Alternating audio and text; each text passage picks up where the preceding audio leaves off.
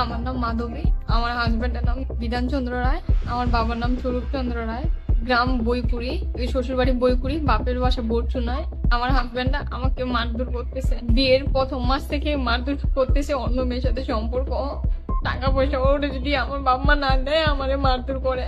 Pregnant অবস্থায় অনেক মারধর করছে আমারে, প্রেগনেন্ট অবস্থায় অনেকবার আমি ক্লিনিকে ভর্তি ছিলাম, প্রতি মাসে মিনিমাম 2-3 বার করে ভর্তি হইতাম। অনেক মারধর করতো, ফ্যানে একবার ঝুলাই দিয়েছিল, আমার শাড়ি দিয়ে ফ্যানে ঝুলাই দিয়েছিল। ও অন্য মেয়ের সাথে সম্পর্ক আমার সাথে সম্পর্ক রাখবে না।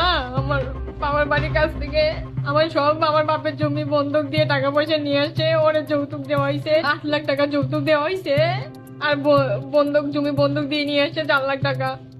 আপনি যে হাসপাতালে ভর্তি হলেন, আপনাকে মারধর করতে আজকে? কালকে মারধর করছে, কালকে আমি ঢাকা থেকে আসি, দেশে পরিস্থিতি ভালো না, বাচ্চা নিয়ে আসছি। তো আমি বললাম যে ফোন দিছিলাম উনারে, ফোন দিতে বললাম যে আসো বাসায় যাই, উনার তো গেট তালা মারা, উনি একাই থাকে।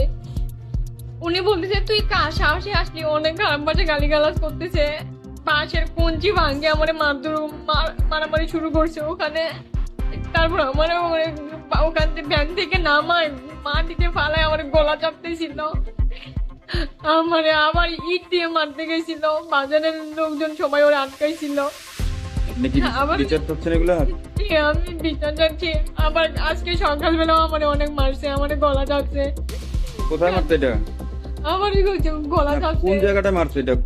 আমার শ্বশুর বাড়িতে বইকুড়িতে, ওদের বাসায় আমারে মারছে, আমার পেটে লাত মারছে, বুকে লাত মারছে, আমার এখন ব্লিডিং যাচ্ছে, আমি হাসপাতালে ভর্তি আছি। আমার চুল ধরে অনেক টানা ইচ্ছা করছে,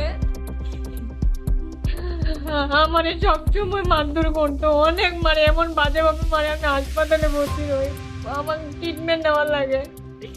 বিয়ের পর থেকে আমি আমার বাপের বাড়িতে রাখি হয়, বাচ্চা বাচ্চার জন্য শুধু আমার বাপের বাড়িতে আমি যায় থাকতাম। যদি এখানে আসতাম এখানে মারধর শুরু করতো, আমার বাপের বাড়ি যায়ও আমার অনেক মারধর করতো। আমার ফ্যামিলি বারবার বলতো এরকম করিয়েন না, তখন বলতে আমার যদি টাকা দেয় তাহলে এরকম করবো না। তখন আমার বাবা আমার সংসার টিকে রাখার জন্য সব জমি বন্ধক দিয়ে ওরা টাকা দিচ্ছে বাইরের দেশে যাওয়ার জন্য।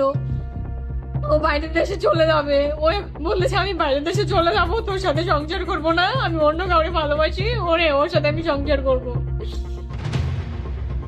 যদি ফোন দেয়, ফোন আমার সব নাম্বার ব্লক করা রাখছে, আমার পুরো ফ্যামিলির নাম্বার ব্লক করা রাখছে।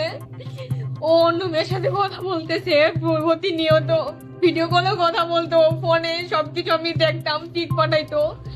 ইতি নামের একটা মেয়ে আছে, ওর এখন আবার টিক ছবি ভাইরাল করছে, ওই মেয়েটা ওর বাড়িতে গেছিল, ওর সিআইডি কাছে থানায় ধরে দিছিল দিনাজপুরে, এগুলা হইছে। তারপর আমি জানি না, 2 বছর ধরে আমি ওখানে চাকরি করতেছি ঢাকায়, আমি আমার মা 2 বছর ধরে ওরে আমি টাকা দিচ্ছি, বলতেছে আমার মা আমারে টাকা দেয়, আমারে খাওয়ায় না, আমারে দেখে না, আমি মরে যাবো, তুই আমরা টাকা পাঠা। আমি প্রতি মাসে ওরা টাকা পাঠাইতাম। এখন বলতেছে ও আমার সাথে সংসার করবে না, ও অন্য মেয়ের সাথে সংসার করবে। ও মানে প্রচুর প্রচুর আমাকে একটা দিন আমারে ঘুমাইতে দিত না।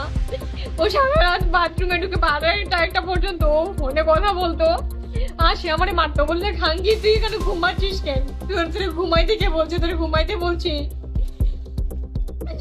ফিজিক্যালি অনেক টর্চার করতো আমার বাদে মারতো, ওরা মা ছেলে মেয়ে, আমার ওর মা ও মিলে পর্যন্ত আমারে মারছে অনেকবার। আমি যখন প্রেগনেন্ট ছিলাম, আমি সিজার করা হয়েছে, সিজার করার পর আমার 1 মাসও হয়নি, তাতে ওরা মা ছেলে আমার ধরে মারছিল। আমার ছেলেরা খারাপ ভাষা গালিগালাজ করতেছে, আমার বাবা সবকিছু টাকা পয়সা সব জায়গা থেকে বন্ধক দিয়ে নিয়ে, এতগুলা যৌতুক নিয়ে, এখনো ও মানে বলতেছে আমার ছাইনা দিবে, ও আমার সাথে সংসার করবে না, আমার বাবার টাকা পয়সা ও দিবে না। ও যদি আমার বের করে দেয়, আমার বাবা মার টাকা পয়সা সবকিছু মানে নিয়ে আমি আমার বাচ্চা নিয়ে কই যাবো এখন। আমার বাচ্চার 2 বছর থেকে কোনো আমার বাচ্চার ফোন দেয় না, আমারে ফোন দেয় না, আমাদের খোঁজ খবর নেয় না, যদি ফোন দেয় নাম্বারগুলো ব্ল্যাক লিস্টে রাখে দেয়, যখন টাকার প্রয়োজন হয় যদি তখন ফোন দেয় আমাদের ফোন দিয়ে আমাদের কাছে টাকা চায়, বলে তুই আমাদেরকে টাকা দে, নাহলে তোর সাথে আমি সম্পর্ক রাখবো না, তোর সাথে আমি সংসার করবো না।